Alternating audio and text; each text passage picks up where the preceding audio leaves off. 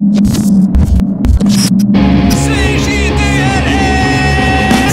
lutte, c'est juste la lutte. Un nouvel épisode de C'est juste la lutte. Avec Gap et Guillaume, Nick puis les autres. Une site Gap, plein de chroniques. C'est juste la lutte, c'est juste la lutte, c'est juste la lutte. I'm a genius!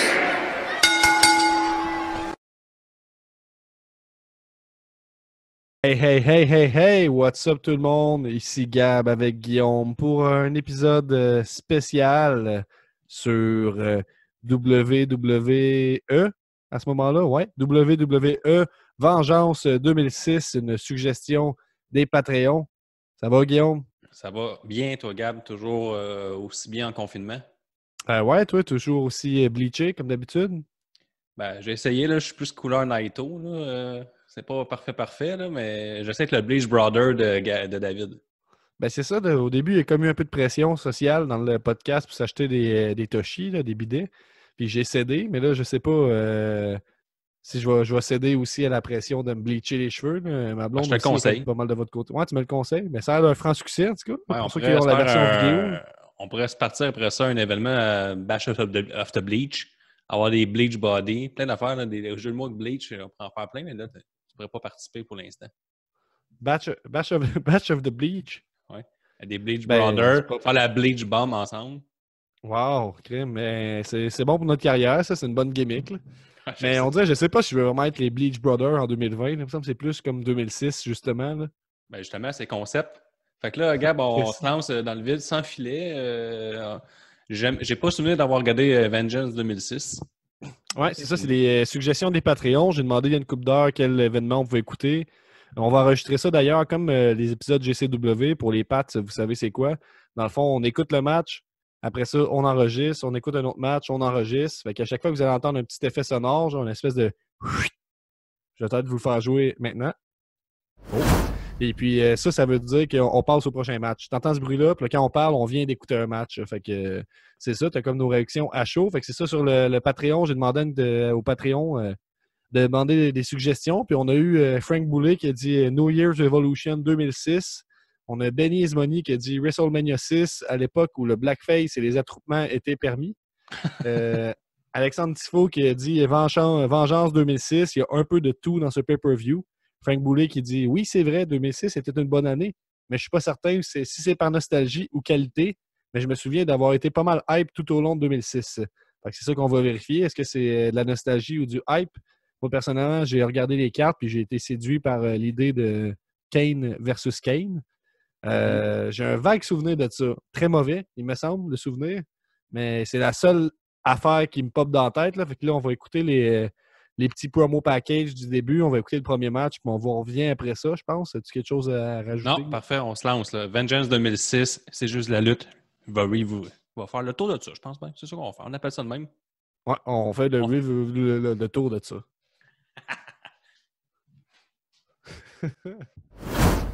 Donc, on vient de voir Randy Orton gagner contre Kurt Angle. Kurt Angle qui était à la fin de son contrat avec la WWE, puis s'apprêtait à faire le saut vers la TNA.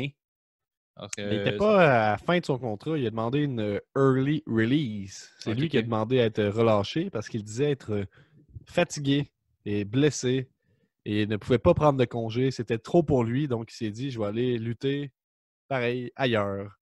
OK. Puis là, nous autres, Vengeance, on est en août 2006. Juin 2006. Juin 2006, puis lui, il a quitté en août 2006 pour faire son apparition en octobre 2006 à TNA. Yep. Là, il y avait un petit feud contre Samoa Joe à ce moment-là, de ce que j'ai pu lire sur le Wikipédia pendant qu'on écoutait le match. OK. Ouais. Fait que, un bon petit match. Ça commence tranquille. Hein? Au début, Ouais, c'est ben, comme... si je peux aussi me permettre, on va rajouter ce Kurt Angle. Lui, dans le fond, à ACW, il squashait tout le monde. Il était comme le wrestling machine. En ce moment, il était vraiment fort. Puis là, on a un jeune Randy Orton qui a faim puis qui affronte là, comme le gars qui est fort, indestructible en ce moment. C'est ça. Puis l'événement aussi, il suit One Night Stand 2006, là, qui est comme acclamé comme étant un des meilleurs pay-per-view ever. Ouais. Puis il y avait eu Randy Orton contre Kurt Angle. Kurt Angle avait gagné ce match-là. Fait que là, c'est un rematch. Fait que là, c'est ça. Je trouve que ça a commencé tranquille. Vers la moitié, là, c'est comme on se parlait, puis on est comme Chris qui est bon, Kurt Angle. C'est sûr qu'on a parlé de la TNA et tout ça, là, mais ça fait du bien de voir un Kurt Angle en forme. C'était nice, tout son mouthpiece. Là. Il avait l'air un peu plus badass. Là. Ouais, un mouthpiece écrit ECW. Là. Ça, par contre, l'idée d'envoyer Kurt Angle à ECW, Ouais, c'est bien un gars qui n'est pas associé au hardcore, c'est bien lui. Là. Ouais, puis surtout si ça dit qu'il squash tout le monde, je vois comme pas l'intérêt d'envoyer le gars de lutte traditionnelle squasher tous les gars hardcore. Mais, Ouais, c'est ça. Ça les bury un peu. Puis la chose surtout qui m'a frappé dans le match, c'est à quel point que la foule est fucking over. Là. Le monde capote leur vie parce qu'en ce moment, là, la TNA commence à prendre du poil de la bête, commence à arriver peut-être à la ceinture là, de la E, si on veut. Là. Ils ont dépassé la cheville, ils sont rendus à la ceinture. Puis ils s'apprêtent à faire une grosse acquisition qui est Kurt Angle. Puis on voit que le monde care about le produit qu'ils regardent. Là. ils care about ça, man. Ouais, c'est ça. Là, il y a un monsieur à la fin du match, il capote sa vie. Là. Si vous avez la chance de voir ça, ça vaut la peine. Là. Ça, ben nous autres, on est un peu, faut le dire, là, on est un peu refroidis par les problèmes techniques habituels quand même, mais problèmes techniques quand même. Là, fait que, mais ça m'a réveillé. Ça me donne le goût pour la suite. Là. En gros, si on veut faire un résumé du match, ben, c'est assez traditionnel la première partie. La finale, c'est Kurt Angle qui est vraiment le dessus. On dit qu'il squash du monde à ce moment-là. Fait qu'il a déjà gagné contre Randy Orton dernièrement. Fait que là, il domine vraiment Randy Orton. Il fait plein de German suplex. Là, t'as le jeune Randy Orton qui est fatigué. Ça cote sur un coin. Enlève le petit coussin. À ne pas mélanger avec le petit coussin qu'on se met sur les cuisses. Ça, quand tu fais ça dans protecteur. la règle de la lutte, habituellement, quand tu enlèves un petit coussin comme ça, ben c'est toi qui vas manger le coup de métal dans la face. Mais, non. Donc là, il enlève le coin. Kurt Angle fait son Olympic Slam, qui est son finisher secondaire, on pourrait dire. Ouais. Puis ensuite, il enchaîne avec la Ankle Lock, qui lui permet de battre tout le monde à CW à ce moment-là. Mm-hmm. Et puis, là, Randy Orton, de peine et de misère, ramasse une corde. Puis là, il fait des petits pas avec ses mains. Il marche jusqu'au coin, puis il fait un petit flip. Il renvoie Kurt Angle face première dans le coin, RKO, et voilà, c'est terminé. Puis là, tu as le monsieur qui est de même. Ouais, le gars, il se lève debout. Là. Le monsieur, il capote sa vie. Là. C'est sûr, il dit c'est le plus beau jour de ma vie. Puis là, sa famille, c'est pas la naissance de nos enfants. Ta gueule, de calice. C'est bien mieux ça que Kurt Angle a perdu, c'est de calice. C'est ça. Puis là, 10 ans plus tard, il est comme Asti que Randy Orton, il m'énerve de l'arnaque. Pourquoi il est tout le temps là, puis il gagne tout le temps. Pourquoi par exemple, RKO est aussi fort? Cet homme-là chérit l'arme qu'il a acheté la journée que Kurt Angle a perdu. Parce que clairement, c'est un monsieur qui achète des fusils. Ah, OK. Je me demandais c'était quoi ton lien. Mais... Il y avait une face de monsieur qui aime les fusils. Puis tu penses que cette journée-là, il a acheté un fusil, mettons? Je suis sûr que oui. J'ai pu se gâter, là. En revenant à la maison, il s'est acheté un fusil au Walmart. Il y a eu une face de monsieur qui a des serviettes, mais uniquement blanches. Ouais. Pas une autre couleur qui rentre dans la maison.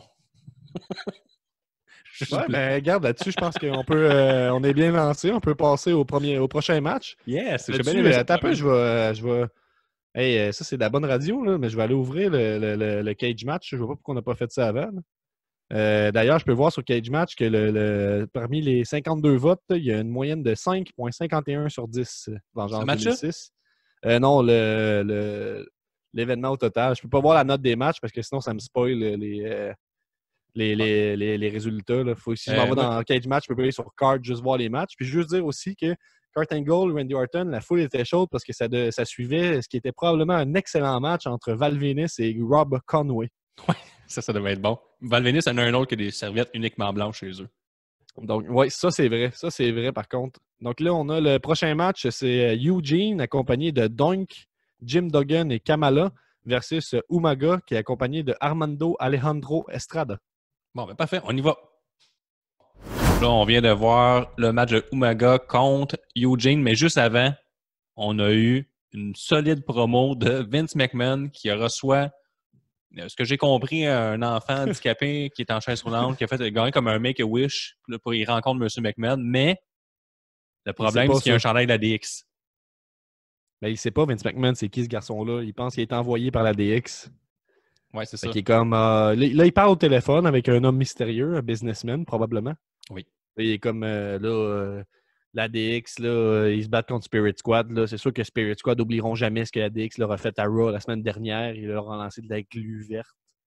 Ça, c'est pas gentil. Il a fait des jokes avec des gros pénis en plastique puis des pompes à graines. Ouais. C'est ça. Puis le petit gars arrive, puis il est comme... Puis toi, hein, t'es avec ton chandail de la DX, hein, mon petit fendant, je sais pas trop. Là. Ça finit dans le fond qu'il ouvre une porte, puis il dit... Tu vas aller en enfer! Il y a des bruits de débris, fait qu'on comprend qu'il a lancé le petit gars en chaise roulante vers une mort certaine. Ouais, puis il y avait aussi comme un sous-entendu au début de rape. Tu sais, il rapproche le petit gars vraiment Ouais, là, proche de lui. C'est un peu weird, là. peut-être pas rape, là, mais c'est vrai qu'il parle, puis il est comme Hey, rapproche-toi un peu. Hey, ça te dérange pas de t'approcher de moi, hein? Tu sais, ça se voulait menaçant, je pense, mais c'est vrai que c'était un petit peu rapey. C'est un petit peu. Après ça, mais ça, il lance les escaliers, les déboules. Bon, on entend des bruits comme tu as dit. Puis après ça, tu as Jonathan Coachman qui arrive. Puis il arrive avec une pompe à pénis. Il dit Hey, j'ai trouvé ça devant ta porte en m'en venant. Puis là, Vince, il dit Ah, ben, tu sais, DX, il aime ça faire des jokes, là.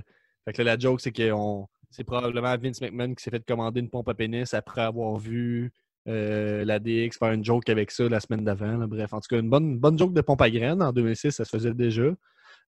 Puis ça termine sur un gag de Coachman qui dit Ah oui, puis un petit garçon, un fan qui a gagné un concours, fait qu'il va arriver bientôt, juste m'avertir quand il va être là. Là, t'as Vince qui fait une phase de ouf, mais j'ai foiré, puis finalement, ça coupe là-dessus, ça crisse un peu. C'est ça. Fait une bonne promo 2006. Fait qu'on n'était pas très loin de l'attitude des Ross. C'était pas encore complètement terminé. Là. On est dans Ruthless Aggression, je pense, en ce moment. Là. Ouais, je pense que c'est pas encore PG à ce moment-là. Mais en tout cas, on vient de voir une pompe à pénis, là, fait que je pense pas que c'est très PG.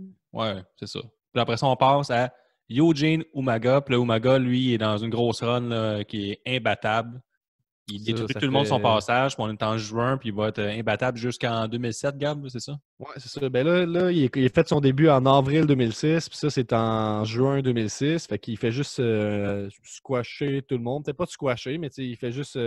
Il est invaincu jusqu'en janvier 2007. Je sais pas contre qui il a perdu en 2007. Puis, tu sais, parmi les noms des personnes qu'il a battues dans sa run en 2006, c'est Triple H, Shawn Michaels, John Cena. Fait que, tu sais, Eugene aussi. Parce que je vous l'annonce, c'était un squash d'à peu près 2 minutes. Eugene qui est arrivé accompagné de Axa Jim Duggan, de Doink le clown qui faisait un retour selon les dires de GR. Et puis, c'est qui le troisième? Umaga. Non. Kamala.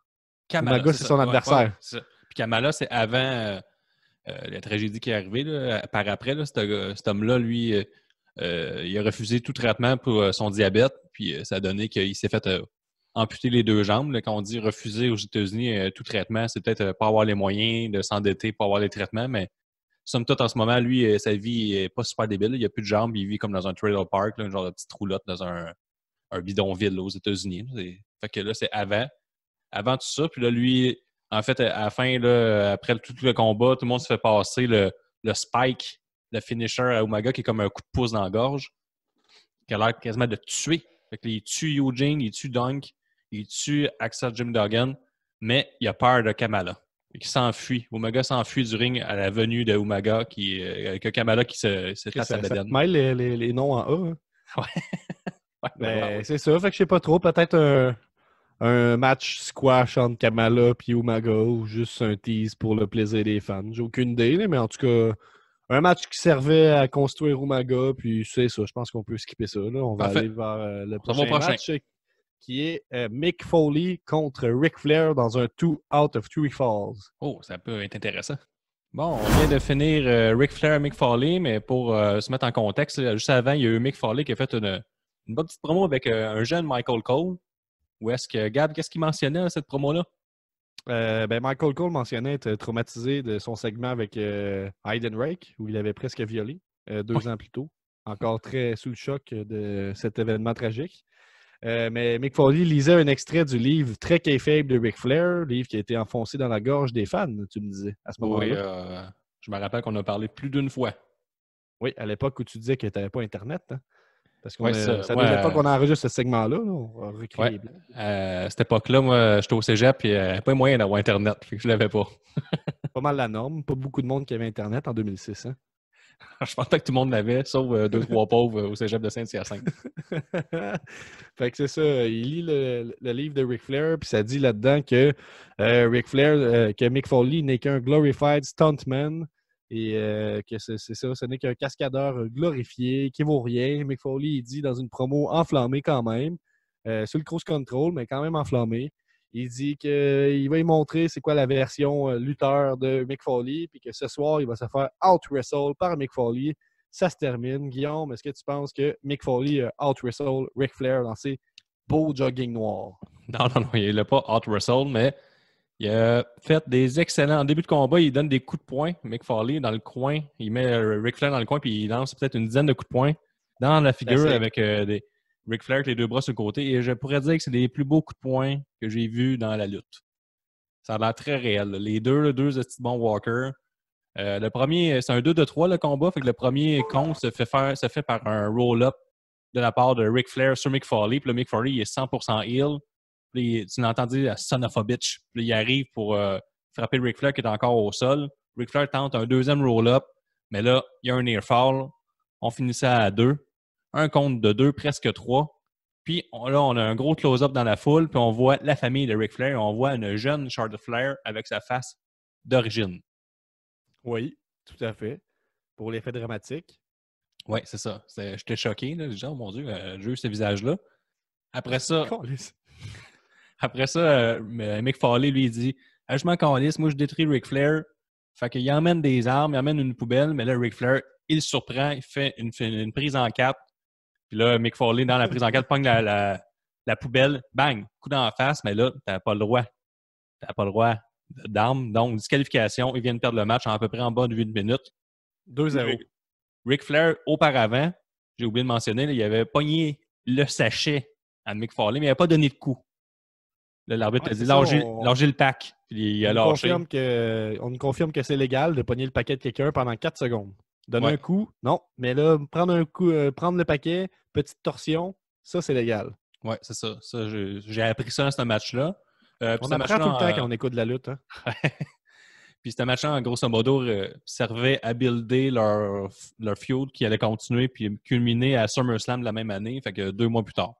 Fait que c'était pas un gros match. Un match rapide. On a eu droit à un gros blade job à la fin de Ric Flair parce que là, Mick Foley... Bien placé, par exemple. Oui. À la fin, Mick Foley pète les plombs à cause de sa défaite. Là, il a perdu les 2 comptes dans un 2-3. C'est rare qu'on voit ça à la lutte. Déjà, le premier match, on a vu quelque chose qu'on voit rarement. Randy Orton qui se fait pas avoir par l'arme que lui-même, la tricherie que lui-même a placée. Puis là, qu'est-ce qu'on voit pas? Mais là, un 2-3 qui se finit avec 2 comptes de la même personne. Fait que ça fait 2 affaires qu'on voit pas très souvent. Oui, exactement. Fait qu'un petit match tranquille. Toujours le fun de voir Mick Foley. Même si un match tranquille, mais ça finit quand même que Mick Foley pète un plomb, va chercher son bat de baseball du barbelé, détruit Ric Flair, puis le Ric Flair pisse le sang. C'est tranquille. Oui, devant sa fille. Oui, dans son hometown. Ouais, petit match tranquille dans l'optique où on voit qu'on avance vers quelque chose de plus grand. Là, c'est la construction. Un pay-per-view B, hein, on peut dire ça, là, ça. Catégorie B. Mais c'est quand même bon, c'est quand même entertainé. La foule est vraiment nice. Mick Foley, quand il se retourne vers la scène, le backstage, il y a des gros fuck you. Là. Puis tout le long, là, il y a des fuck you Foley là, qui chance. Puis le monde est en tabarnak après Foley. Là. Ils le détestent. Là. Ils font pas juste... Honnêtement, c'est peut-être la première fois que je vois Mick Foley se faire huer à ce point-là. Là. Je ne dis pas que je l'ai jamais vu heel, là, mais... Puis je pense même pas qu'il était heel à ce moment-là. Je pense que c'est juste parce qu'il était à Charlotte, North Carolina, puis c'est... Ouais, mais somme toute, une bonne construction pour SummerSlam. C'est sûr qu'on a pay-per-view. Si j'avais payé 60$ pour ça, mais une chance qu'il saigne. Que j'en ai un peu pour mon argent. Fait que là, on passe. Mais ça me donne le goût de regarder la suite. Fait que c'est vraiment un bon signe. On regarde le prochain match. Ouais, t'as peu. Le prochain match, je vais te le nommer. Le prochain match, c'est pour la ceinture intercontinentale. C'est le champion Shelton Benjamin contre Carlito et Johnny Nitro avec un accompagnement de Melina. Yes! De retour, on vient d'écouter le triple menace de la mid-card, quand même au-dessus de Mick Foley et Ric Flair. Donc, Shelton Benjamin, le champion intercontinental, qui donne sa ceinture à Johnny Nitro à ce moment-là. Quel commentaire à faire? On remarque... on n'a pas parlé de la promo juste avant. Je pense que c'est peut-être important de glisser un petit mot là-dessus, Guillaume. Là. Je ne sais pas si tu veux m'en parler, peut-être.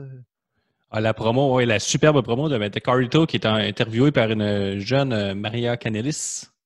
Je ne sais pas si ça s'appelait de même à cette époque-là. Bien à l'interview, puis là, elle fait un jeu de mots. Gab, tu pourrais dire c'est quoi le jeu de mots, le superbe jeu de mots? Là, elle dit... Donc, Carlito, toi, tu craches dans la face de ceux qui ne veulent pas être cool, mais dans le fond, ceux qui sont pas cool, souvent, c'est qu'ils essayent d'être cool, puis ceux qui essayent pas d'être cool, c'est souvent eux autres qui sont cool. Fait que là, tu crées une espèce de paradoxe du cool. Qu'est-ce que tu as à dire là-dessus? Puis comme, je comprends pas, mais si je gagne à soir, là, puis j'ai la ceinture, il n'y aura rien de plus cool que ça au monde. Rien. Puis là, il voit une bimbo, là, je sais pas si... C'est Torrie Wilson qui arrive en bikini, puis elle dit est-ce que c'est plus cool de gagner ton match ou de me voir moi en bikini? Puis là, il dit, oh, là, je sais pas. Puis elle dit, hey, est-ce que tu pourrais tenir mes 2 poppies? Puis il dit, ben oui. Il dit, merci Jésus. Il arrive pour y pogner les tétons. Mais là, elle sort 2 petits chiens, puis il donne. Puis là, en tabarnak. Puis là, t'as Maria Kanellis qui regarde Torrie Wilson avec du désir sexuel, là, clairement. Mm-hmm. Puis ils s'en vont à contre-champ de la caméra se tourne. Là, il y a comme un photoshoot qui se prépare. Puis là, elle huile Torrie Wilson avec de l'huile de bébé. Entre les jambes. Puis après ça, Torrie Wilson prend l'huile, puis elle huile les fesses de Maria Kanellis.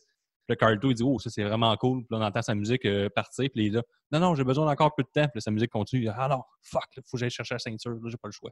Ben macho aussi, le Carlito qui leur dit quoi faire, puis eux autres, ils le font. Là. Oui, c'est ça. Fait que l'attitude des Raw n'est pas terminée. Je me rappelais pas que c'était encore très, très ans et plus cheap. Gloire aux hommes. Oui, c'est ça. Parce que gloire aux hommes, là, on voit les entrées des lutteurs. Puis gloire aux hommes, celle de Johnny Nitro, est accompagnée de Melina avec les seins bien jackés jusqu'après ici, là, au menton. Puis avec une très petite jupe. Là, son entrée, ce qu'elle fait, elle arrive sur le bord du apron. Elle met sa première jambe en split sur le apron. Fait que là, elle fait ça tout le temps, par exemple. Là, tu es sur le bord de voir ses faufounes parce qu'elle est en mini-jupe. Puis là, elle met l'autre, elle monte en split. Puis là, Johnny Nitro, il se met devant, il fait sa pause là, pour cacher ses fesses. Sauf les VIP. Non, pas pour vous. Ouais, mais les VIP, eux, qui ont payé cher, eux, ils peuvent voir ses faufounes. C'est pour ça que tu payes, je pense, à cette époque-là. Ouais, c'est ça. C'est pour ça que tu payais. Ça fallait la peine. Un bon match quand même, là, ça se rapproche plus des matchs modernes. Ben modernes, c'est 2006 pareil, mais le match work rate d'aujourd'hui, là, spot. Mais on sent qu'on prend son temps. Puis c'est comme moins nerveux qu'aujourd'hui, pareil. Je pense aussi que ça aide que la caméra ne fait pas des zooms tout le temps, zoom tout le temps, zoom tout le temps. Oui, il y a juste 2 caméras. Il y a 2 plans de caméra, mais on ne va pas à 10 plans de caméra, mettons. Fait que je trouvais ça, ça fait un peu plus sportif comme production. Puis le gros spot du match, c'est définitivement quand Shelton Benjamin, il y a, je pense que Johnny Nitro et Carlito qui préparent comme un suplex. Puis là, sur Shelton Benjamin saute directement à sa 3e corde, mais ça veut dire qu'il fait un saut genre de 6 pieds pour contrer avec une Tower of Doom. Ça, on n'a pas payé fort, là, ce move-là. Shelton Benjamin est tout qu'un lutteur. Ouais, c'est vraiment hot. Là. Il fait ça souvent, ce move-là. Là. Ben, pas en Tower of Doom, mais il saute à la 3e corde puis il fait un arm drag d'habitude de mémoire, là, mais tout qu'un athlète, cet homme. Là. Puis on parlait aussi là, de ce monde-là, parce que tantôt on avait. C'était qui tu disais qui était un peu coqué, là, qui n'a pas eu une belle carrière après ça? Ouais, Carlito, il a un peu disparu avec ses problèmes de consommation, mais là, ils sont tous à 24, 25, 26, 27 ans, là, dans ce range d'âge-là. Fait que c'est un beau. Où je voulais aller avec ça, c'est que ce que tu disais, c'est que ce monde-là sont moins intéressants parce que c'est en 2006 puis en 2020, ils ont encore toutes la même gimmick. Ouais, c'est ça. Ouais, c'est que Carlito, il se promène encore avec sa même gimmick à ce jour. Il doit avoir 41, 42 ans. Il a encore le même gimmick. Johnny Nitro est encore exactement le même. Il a le même manteau. Tout est pareil. Il n'a pas le même nom. Il n'a pas le même nom. Ça, c'est le petit changement. Puis Shelton Benjamin, mais il a les mêmes bobettes. Puis il est encore exactement pareil. Fait que c'est pour ça qu'ils sont un peu inintéressants, ou moins intéressants, même à l'époque. Là, puis même aujourd'hui, je les trouve corrects. C'est des bons lutteurs, mais niveau charisme, puis se réinventer, on est loin de Chris Jericho. Mais en tout cas, le match se conclut avec un renversement de suplex. Shelton Benjamin essaie de faire une suplex à Carlito. Puis là, il s'en sort de façon vraiment smooth. Là, vraiment smooth. Là. Il fait comme un front flip de suplex. C'est vraiment parfait. Il retombe sur ses pieds. Puis le Carlito en profite pour passer son backstabber, je pense. Exact. Puis là, il arrive pour faire le compte de 3, mais là, Johnny Nitro le tire par le pied, le propulse à l'extérieur du ring, puis là, il se passe à peu près 10 à 12 secondes en dessous. T'as dit 10 bateaux tantôt, j'aime mieux ça. Ouais, 10 bateaux. Là, il fait le compte sur Shelton Benjamin, fait que il remporte la ceinture. Shelton Benjamin a l'air quand même assez faible là, comme champion. Là. C'est un peu têteux, mais 10 bateaux dans la lutte, c'est assez long, là, on va se le dire. Là. Ouais, c'est assez pour un near fall. Là, imagine-toi, là, 10 bateaux passent, tu te dis, là, il va s'en sortir, mais c'est justifié parce que ça a été long, mais là, non, il perd. Fait que bon, je sais pas à quel point. Hein? C'est long, 10 bateaux. C'est long, 10 bateaux. La caméra est toujours active, vous pouvez nous voir sur YouTube. C'est un peu têteux, mais là, on est quand même en mode analyse, là, fait qu'on le dit. Mais à date, moi, ça a été le match qui m'a le plus plu dans l'optique où c'est un match qui a un début puis un une fin, puis on a le match complet. C'est pas pour construire de quoi après. Un peu là, avec la fin, mais c'est pas. C'est le meilleur match de lutte, mais c'est pas le moment où je me rappelle le plus. Pour l'instant, je me rappelle beaucoup plus de Fale et Ric Flair. On passe au prochain, qui est Le prochain, c'est un match pour la WWE Heavyweight Title, donc le dernier match de ceinture de la soirée. Il restera encore 3 matchs après ça. Et c'est le champion Rob Van Dam qui a gagné 2 semaines plus tôt à One Night Stand contre John Cena, qui se bat contre Edge accompagné de Lita. Donc, on s'en va voir ça. Bon, fait qu'on vient d'un bon match entre RVD et Edge. RVD qui conserve contre mes attentes sa ceinture, mais avant ça, on a une petite promo parce que c'est ça en 2006. Apparemment, un match, une promo, un match, une promo, un match, une promo. Et c'est important de mettre beaucoup de sexualité pour garder le monde attentif. Là. Qui regarde la lutte chacune main. C'est important. Ouais, juste parce que c'est comme, hey, c'est pas gay ça, la lutte, c'est pas gay pantoute. Regarde ça, il y a des tatons, regarde, il y a un cul, là, c'est pas gay la lutte, là, c'est pas gay pantoute. C'est ça, c'est ça le but. Là, on a la suite de la promo de Vince McMahon qu'on avait parlé tantôt. Et là, il vient de déballer là, sa pompe à pénis, puis là, il va l'utiliser. Là. Ouais, il va l'utiliser, puis là, il s'en va dans les toilettes. Mais dans le fond, ça sert pas vraiment à mon point, là, parce que c'est pas tellement de la nudité féminine, mais bon. Fait qu'il s'en va essayer sa pompe à pénis dans la toilette, puis là, il rouvre la porte rapidement, il y a de la fumée qui sort, puis il y a la face toute verte. Fait que là, on comprend que c'est un mauvais coup de ADX qui avait livré une pompe à pénis, puis lui, il a décidé de, elle est là. Hein? Ben, moi, au cégep, là, on a déjà donné ce genre de cadeau-là à un gars qui avait 18 ans, puis il s'est dit, c'est un cadeau, hein? Ouais, puis? Ben, il l'a utilisé. Puis? Ben, il l'a brisé. Ça coûtait pas bien cher. OK. Fait que je comprends Vince McMahon. C'est arrivé, j'ai un parallèle à faire dans ma vie. Là. Mais ça, c'est quoi, là? Tu mets ça, puis ça t'enlève toute l'air, puis ça fait enfler, mettons? C'est ça le but? Ouais, ça enlève l'air ambiant, puis ça pompe ton pénis. C'est ça le but. mais ça chauffe, c'est sûr que ça chauffe. Je sais pas. T'es comme, regarde mon gros pénis rouge. Ouais, c'est ça. Ben là, Vince McMahon, lui, mais ça y a explosé dans le visage, puis il y avait la poudre verte, parce que DX, tout ce qu'il utilise, c'est vert. Fait que c'est fait piéger. Non, mais on a compris, ça, c'était bon, hein? C'est important, les visages, puis tout ce qui est le non-verbal, là. Hein? Puis là, on a compris que c'était DX parce que c'était vert. C'est ça, c'est pas la Spirit Squad, c'est ADX. Puis après ça, Jerry Lawler a dit, hey, je pense qu'on vient de voir une Booby Trap Penis Pump. Je vous laisse avec ça. Fait qu'on enchaîne avec le match RVD, John Cena. Qu'est-ce que tu as pensé de ce match? C'est pas RVD et John Cena, Gab. Ça, c'était One Night Stand. Là, on est rendu à RVD contre Edge. Oups. Edge, il arrive avec la plantureuse Lita, qui cache mal ses attributs féminins. Ouais, c'est un peu de sexe. Puis on aura un lent match, je dirais. Un lent départ. Puis Edge a eu le dessus pour une bonne partie du combat. Puis là, la foule est complètement à plat. Je t'interromps, mais pour ceux qui ont la version vidéo, là, à côté de ta robe derrière, j'ai l'impression que c'est Edge du match qu'on vient de voir. Oui. Il y a les mêmes pantalons puis tout. Là, c'est le... Wow! Le Edge à l'époque. C'est le lien. C'est tout Edge 2006. Ouais. C'était hot, ça. Edge a eu le dessus pas mal tout le long du combat. Puis là, moi puis Gab, on dit c'est sûr que RVD va perdre parce que tout le long, il prend des astis de gros bumps. Là. Il y a un sunset flip vers l'extérieur du ring, du apron, puis il tombe directement sur le sol. Il mange une powerbomb sur la barricade. C'est lui qui fait l'attaque, mais il fait un crossbody pendant que Edge est sur l'apron, puis il tombe les deux à l'extérieur, mais là, c'est lui qui mange pas mal le coup. Après ça, il fait un spinning heel kick vers la barricade, puis Edge se tasse, puis il arrive directement la jambe sur la clôture. Fait que là, il est pas mal amoché, le RVD. Là. La foule est... Comme tantôt, je disais, hey, ça fait pas mal ça. Puis Guillaume, il dit, moi, si je faisais ça, c'est sûr que ça déchire. Ouais, c'est sûr qu'il y a un pop, là. Un pop de la foule, un pop de mon corps. Puis après ça, tu vois, la foule était quand même assez à plat. Puis là, on en parlait, on disait, ouais, la foule n'est pas bien dedans, mais à minute que RVD prend le dessus, là, la foule se lève et ne s'arrêtera plus jamais du match. Puis là, t'as Edge, là, il y a un ref bump. Edge, il utilise la ceinture pour attaquer RVD, mais RVD, il fait son spinning heel kick, son Van Terminator. Comment il appelle ça, le Van? Je pense que c'est Van Daminator. Peut-être. Je pense que c'est le Van Terminator. Je vais l'appeler de même. J'aimerais dire que le brio de Jim Ross tout le long du combat, là, le brio, là, parce que Jim Ross, il passe, quand le pacing est là, Jim Ross, il marmonne. Puis là, à minute qu'on sort la ceinture, puis que le spinning heel kick, qui arrache la face à Edge, qui saigne beaucoup par après. Là, Jim Ross, là, il embarque. Il embarque en deuxième et en troisième vitesse. Puis là, RVD fait son spinning heel kick. Il prend le dessus, il arrive à faire son frog splash, mais Lita le pousse, il tombe directement les testicules sur le coin. Edge, il va avec son finish. Plus, là, il a plus mal. Par exemple, si c'est un peu plate, là, il va, là, mais on est sûr qu'il gagne. On entend 1, 2, Near fall à la perfection. RVD s'en sort. Le match ne se termine pas là. Puis, gars, comment ça se termine, ce match-là? Comment ça se termine, ce match-là, Guillaume? Comment ça se termine, Gab, ce match-là?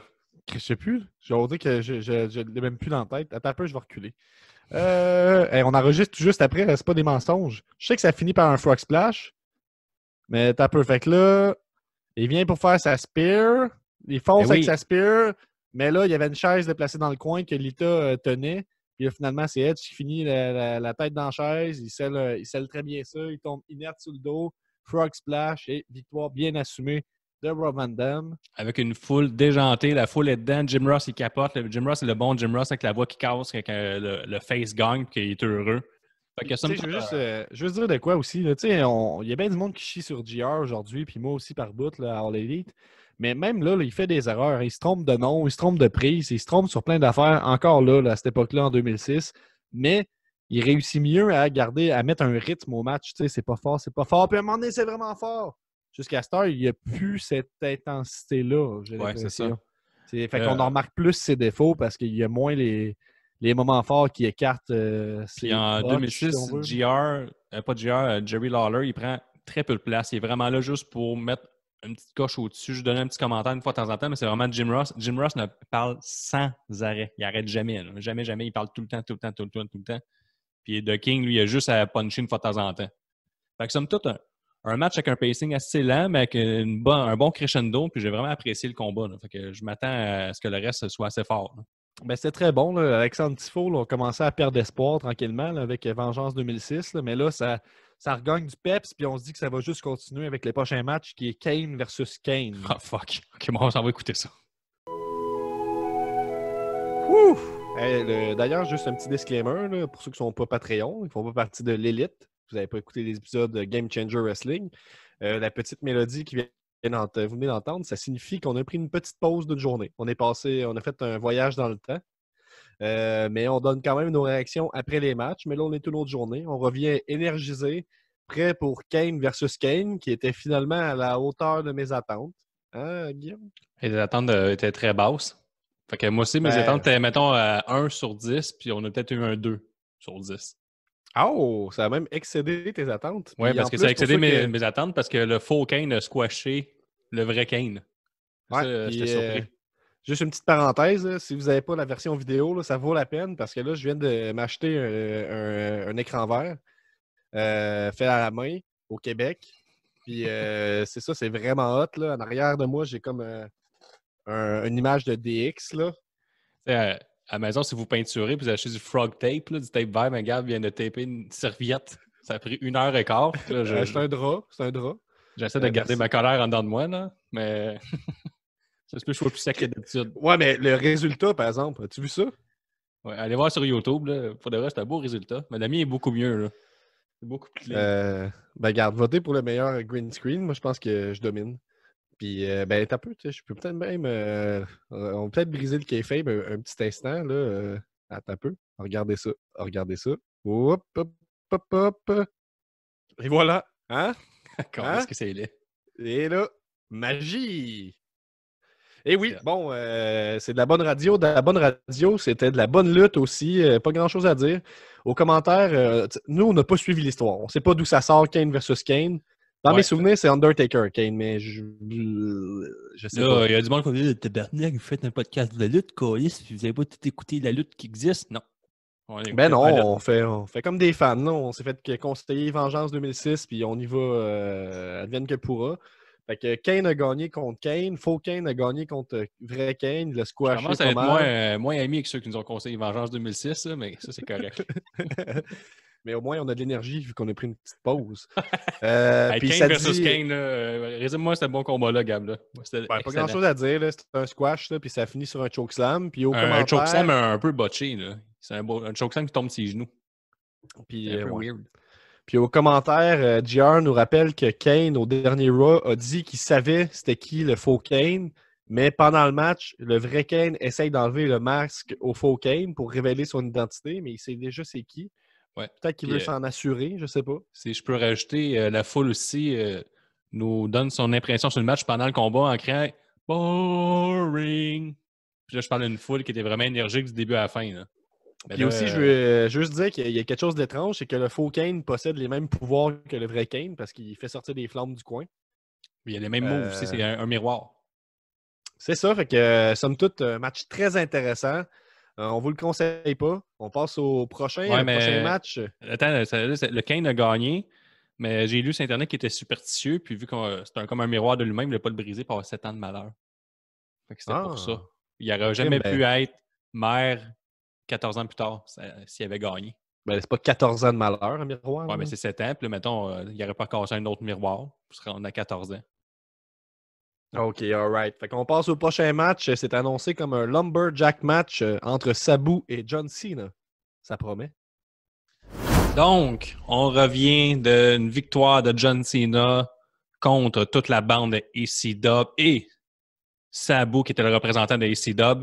Donc, Gab, est-ce que tu as apprécié le match accompagné de tes deux David? Ouais, il y a deux Dave en arrière moi. Il y a Dave. Oups, c'est l'autre bord.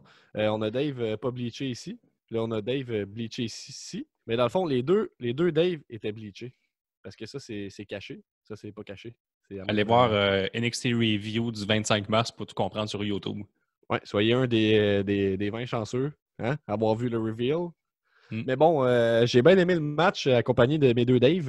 Oui, quand même. On salue Dave à la maison. J'espère que tu sors pas. Mais c'était bon, c'est le fun. Là. John Cena contre Sabu. J'avais regardé la carte quand Alexandre le conseillait. Puis j'étais comme Kane versus Kane. Spirit Squad contre DX. J'étais comme John Cena contre Sabu. On dirait que c'est comme ça qui m'attirait. Puis le Triple Threat aussi pour Intercontinental. C'était bon. Puis comme tous les matchs à la carte, c'était comme un peu court. Ouais, Donc, ça, c'était. il manquait peut-être 5 minutes à ce match-là. Ça a commencé à monter en intensité, puis ça a tout de suite arrêté. C'est ça, puis j'ai oublié de dire que c'était un Extreme Lumberjack match. Fait que c'est comme un Lumberjack match. Il y avait les gars de Raw dehors, il y avait les gars d'ACB, ACP, EC-Dub dehors aussi. Puis il n'y avait pas de règles. Fait que là, il y a eu Sabu qui a crissé un coup des noix à Cena, qui a lancé sa chaise dans la tête. C'était réussi.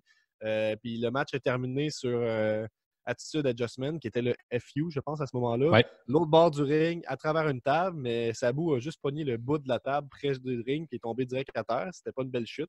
Mais il n'y a Après pas ça, grand-chance de réussite. Là. Tu sais, Sabu, c'est Sabu. Il prend des bumps qui sont des ouais. botches, mais qui deviennent son trousseau à lui. Là. Moi, je l'imagine, là, tu sais, c'est comme... Bon, fait que là, tu vas me faire le FU à travers la table l'autre bord et dire, ah, mais je pense pas que je vais être capable de te lancer. Oh, je vais le faire. Ouais, puis si tu tombes à côté, m'en Bah. fous. Au pire, je tomberai. Parce que Comme, moi, il a fait un springboard moonsault avec une chaise, mais genre de côté, là, zéro cling, zéro slick, puis mais Yeah. c'est ça, c'est Sabu. Là. Ça fait partie de ses moves. C'est pour ça qu'on l'aime, je pense, là, le petit côté un peu rough d'un coin. Là. Mais c'est ça, c'était un bon match, mais trop court. Je pense que là, c'était un match encore là qui était. Tu sais, le pay-per-view sert à ça. On établit des plus forts par rapport à des moins forts. Il y en a qui perdent, il y en a qui gagnent. Mais là, on est à la belle époque parce que tout le monde commence à lâcher la lutte à cause de John Cena. Puis là, on a un regard différent sur Cena. Puis qu'est-ce qu'on voit? Il arrive ceux qui a fait son entrée, la foule est partagée. Là. On parle d'un 50-50. Là. C'est pas comme Roman Reigns. Là. Il y a vraiment 50% du monde qui cheer pour lui, 50% qui l'a eu. Il y a du monde qui sont debout à l'envoyer en chier. Il y en a d'autres qui lèvent leur pancarte en regardant le monde qui l'envoie chier en ce moment.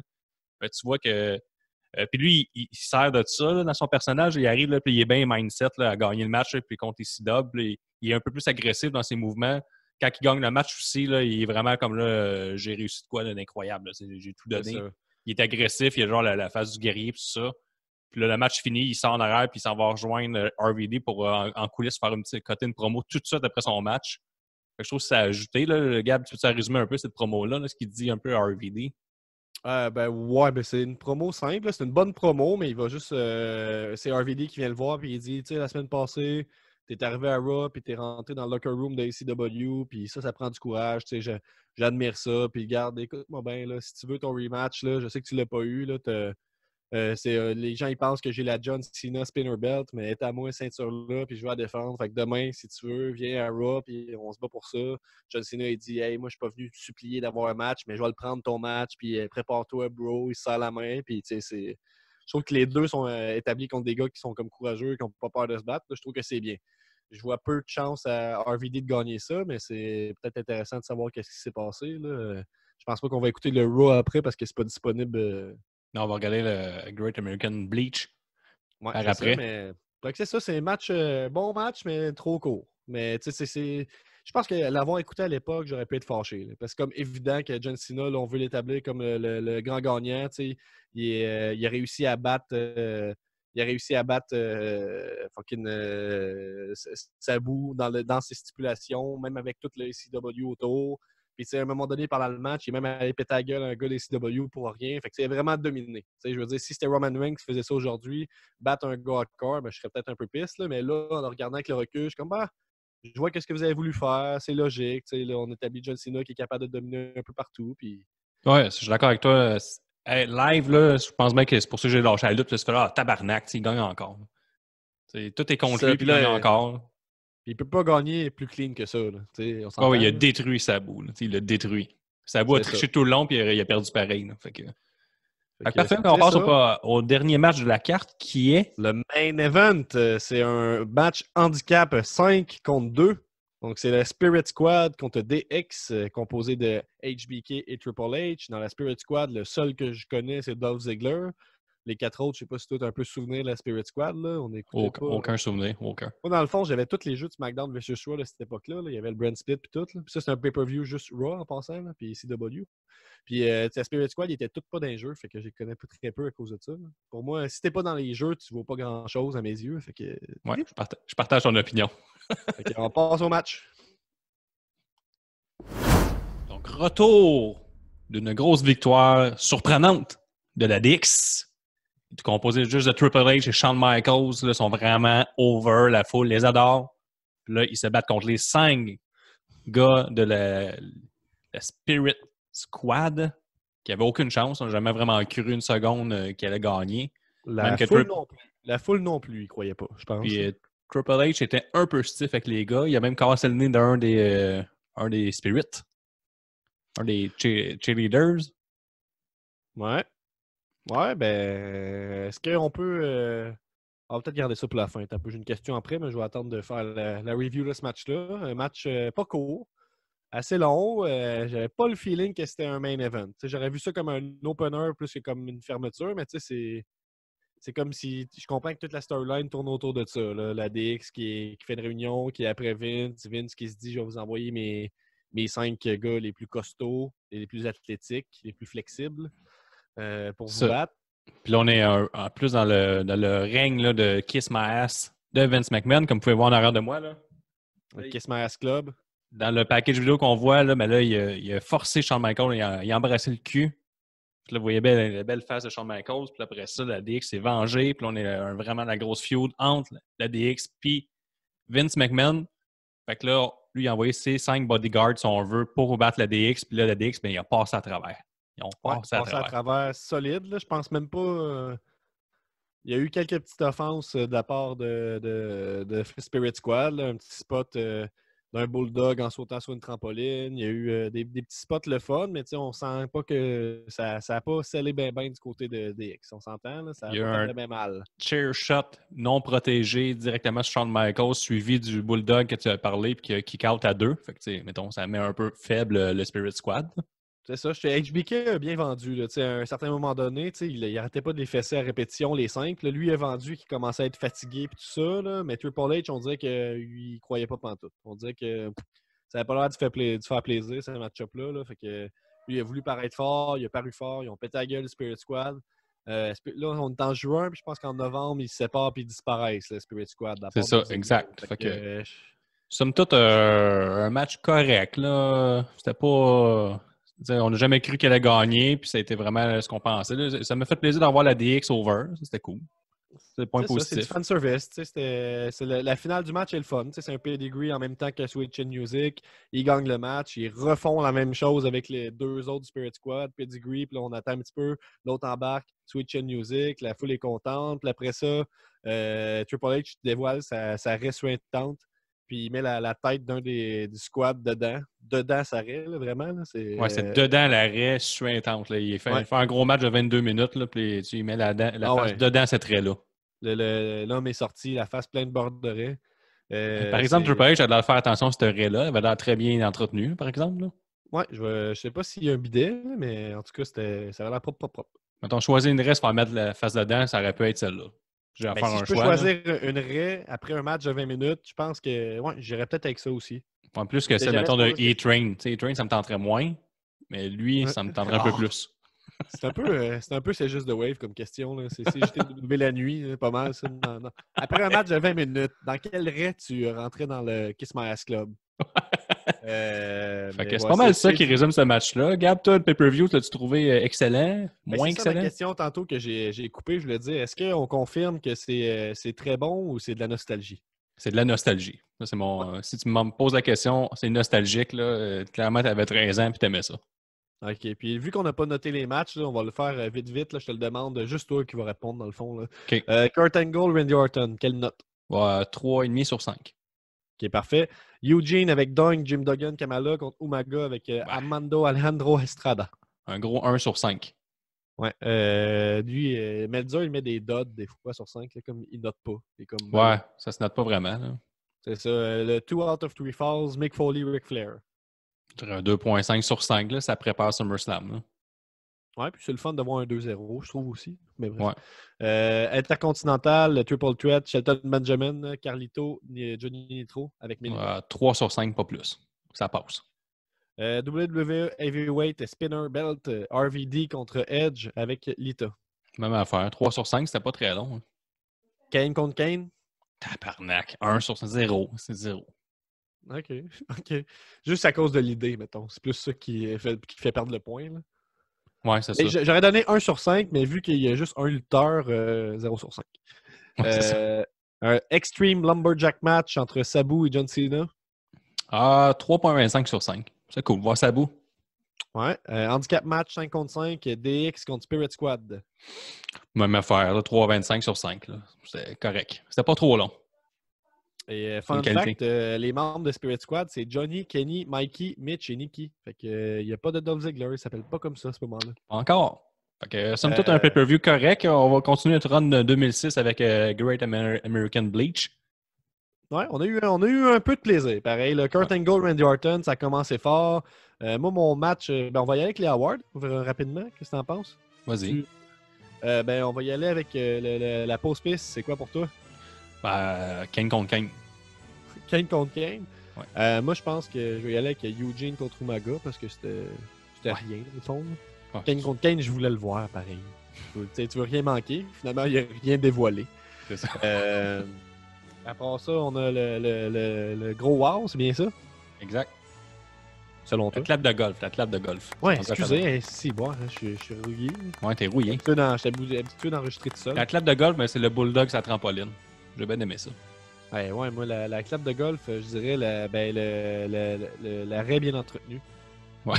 Triple H, clap de golf. Le superbe, le meilleur match de la soirée pour toi, Gab.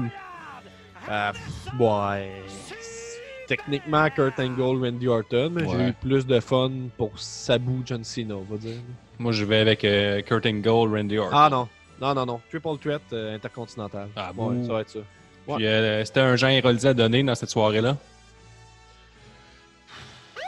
Ben, Mick Foley, là, avec les jogging, là, je pense. Là. Une contravention de style immédiate. Ben oui, là, désolé, Mick, là, je t'aime bien. Là, sinon, il y avait-tu quelqu'un vraiment bien habillé? Je dirais Johnny Nitro faisait bien attention à son style, les cheveux bien léchés par l'arrière. Tout était parfait. Ouais, puis je sais pas, là... Pour finir, le beaucoup bien de la soirée, le ou la MVP de la soirée, je vais avec Torrie Wilson, clairement, c'est la MVP de la soirée. Là. Ouais, ben... C'est tellement pertinent, puis tout, là. Là, on était en 2006, là, je me mets à l'époque, là, puis clairement, c'est sûr que je me rappelle. Je vais le donner à Ric Flair là, pour l'encourager. Il a pris des bons bumps pour son âge. Puis, alors, pour de vrai, la MVP, je dirais Sabu, toi. Prenez des astifies de bumps pour le plaisir de la foule. Ouais, fait que, je vais aller avec ça. Je pense que ça conclut. On est pas trop énervé, mais on est quand même content de replonger dans l'année 2006 de façon un peu aléatoire. Merci au Patreon pour les suggestions. On va continuer avec une autre suggestion de Frank Boulet, je crois, Great American Bleach 2006. Yes. On se rend tranquillement vers SummerSlam. Yep. Ciao.